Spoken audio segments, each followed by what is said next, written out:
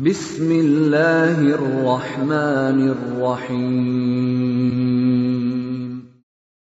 Waltakum minkum ummatun yad'una ilal khairi wa ya'muruna bil ma'rufi wa yanhauna 'anil munkar. Assalamualaikum warahmatullahi wabarakatuh. Nah, maka saya tidak terlalu nikmat memang Pak. Sekarang ini bukan lagi orang yang besar suaranya biasa kalau hari Jumat, tapi suara kasek masuk di dalam masjid. Dan ini kan semua orang mau berzikir dalam masjid. Seharusnya suara itu jangan masuk di dalam masjid, karena orang lain semua dalam masjid ini mau berzikir, mau berdoa. Ya, tapi kalau di sini mungkin tidak, insyaallah tidak ada di sini, insyaallah termasuk hari Jumat Pak ya. Ya. Karena ada sebagian orang ya nak kasih masuk suara itu bukan lagi orang yang besar suaranya dalam masjid, tapi malah ada tangkangi orang dalam bentuk kaset diputar sampai satu masjid itu mendengarkan. Lalu yang mau sholat, yang mau berzikir juga, yang mau juga berdoa, yang mau baca Quran juga, pasti terganggu karena ada suara, dan itu dilarang oleh Nabi SAW. Dan hadis ini, hadis Abu Daud, hadis Imam Malik dari Abu Sa'id, dan disahihkan hadis ini oleh peneliti hadis oleh Syekh Al-Albani. Jadi tidak boleh membesarkan suara ketika kita, jangan diganggu orang masbuk. Di sini wala yarfa ba'dukum ala ba' fil qira'ah aw qala fis salat. Ya. Salat pun tidak boleh mengganggu orang lain. Ya, ini juga biasa Pak. Ada sebagian masjid-masjid itu, ini syukur di sini karena tidak ada masjid terlalu dekat. Kok di daerah-daerah tertentu Pak, di sana imam, dalam masjid sini yang aminkan itu imam Al-Fatihahnya. Karena tingginya lalu berdekatan, hanya sungai yang membatasi, hanya selokan besar yang membatasi. Seperti di situ bacaannya masuk dalam masjid. Ini mengganggu satu masjid.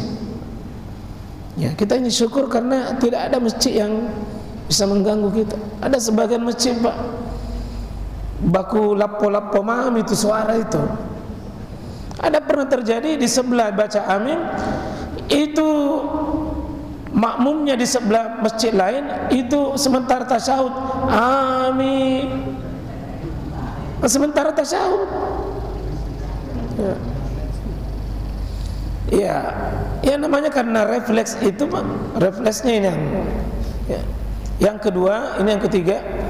Yang keempat, ya ini hendaknya imam memanjangkan rakaat pertama lebih panjang daripada rakaat yang kedua, supaya jamaah yang berkumpul itu bisa mendapatkan rakaat pertama.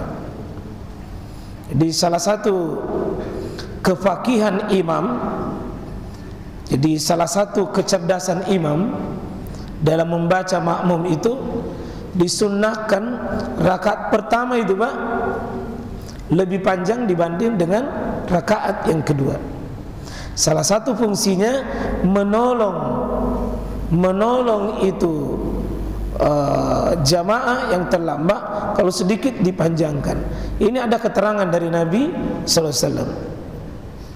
Karena Nabi sallallahu alaihi wasallam, bahwa Nabi sallallahu alaihi wasallam itu yaqra'u fi raka'atainil ulayaini minas salat.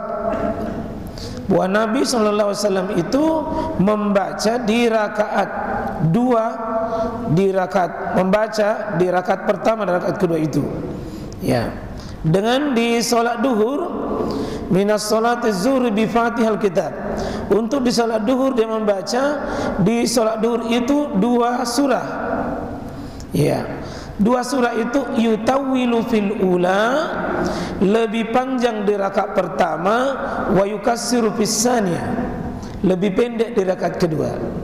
Itu sunnah Pak. Meskipun kita sholat sendiri, lebih bagus rakaat pertama itu lebih panjang dibanding rakaat kedua. Itu ciri imam yang faqih dalam bacaannya. Jangan rakaat kedua lebih panjang dibanding rakaat pertama. Ya, tetapi sedapat mungkin dibiasakan rakaat pertama lebih panjang. Itu amalan Nabi SAW. Ya. Juga demikian disebutkan bahwa wa yusmi'ul aya ahyanan.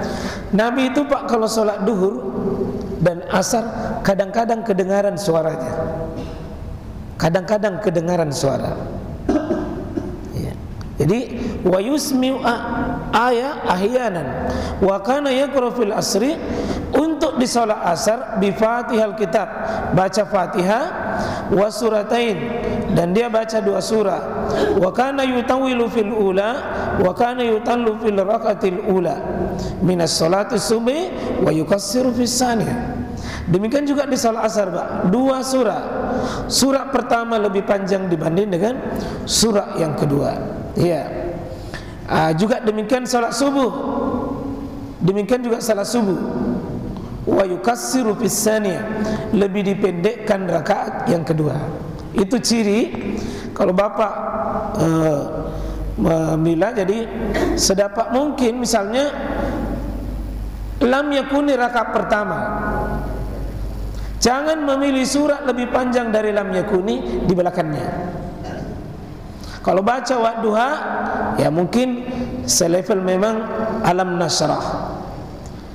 Alam nasrah mungkin wattini, at-takasur mungkin wal asri. Jangan lebih pendek rakaat kedua. Tapi usahakan jangan lebih panjang rakaat kedua. 6 hadisnya Bukhari, Muslim dari sahabat yang mulia Abu Qatadah. Yang kelima, ini yang saya maksud ini tadi, menunggu ketika ruku. Jadi tidak apa-apa itu imam memperlama rukunya untuk memberi kesempatan kepada makmum untuk mendapat rakaat, selama tidak membebani makmum yang sudah ikut. Hadisnya, inni la adkhulus salat uridu italata fa asma'u buqa'is sabr wa haffifu minas syiddah wajdi ummihi bi. Itu bisa imam itu setel bacaannya selama tidak membuat makmum itu terganggu. Jadi kalau di sini aku memasuki sholat dengan maksud untuk panjangkan, Nabi mau rencana kasih panjang, tapi karena dia dengar ada anak bayi menangis, pasti ibunya itu terganggu, maka Nabi itu ringankan sholatnya, Pak. Jadi Nabi ringankan bacaannya karena khawatir ibu ini terganggu kalau anaknya menangis. Artinya seorang imam itu peduli dengan kondisi makmum. Kalau memang dikhawatirkan banyak orang masbuk, maka boleh ditunggui dengan syarat, bukan cuma ruku, tapi ruku lebih bagus karena batasan untuk mendapatkan rakaat itu ada di ruku. Tapi sebenarnya bacaan pun juga bisa, seperti panjang-panjang bacaannya supaya tidak terlalu banyak masbuk. Kalau tidak ada tomi sholat sunnah, baru pendek tomi bacaannya imam, maka pasti produksi masbuk itu tinggi, pasti tinggi. Yang keenam, ini yang mungkin banyak terjadi, agar tidak terlalu cepat mendirikan sholat, yang menyebabkan orang masih di luar itu tertinggal sholat dan sebagainya. Jadi orang yang punya kewajiban datang di masjid, Pak, diberi fasilitas untuk bisa dia datang ke masjid. Salah satunya adalah memberi waktu yang tidak terlalu terburu-buru. Ya, terutama ini kalau waktu berbuka, Pak.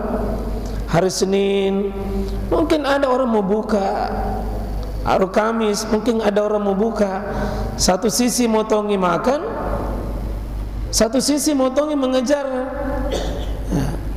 Maka untuk menolong orang yang di luar ini, Pak, sedikit kalau maghrib agak sedikit diberi waktu untuk menolong. Wa ta'awanu 'alal birri wat taqwa. Menolonglah dalam bentuk takwa kepada Allah. Ya. Untuk bisa membantu orang yang datang terlambat. Itu insyaallah. Ya. Itu Nabi SAW biasa mengambil inisiatif begini. Iza ra'ahum ijtamau ajal. Kalau Nabi melihat itu orang Pak sudah berkumpul, segera beliau suruh iqamah. Tapi kalau belum orang berkumpul, maka Nabi sering tunda itu. Begitu Nabi peka dengan kondisi makmum, dengan kondisi jamaah. Jadi Nabi sering tunda salatnya, Nabi juga sering percepat.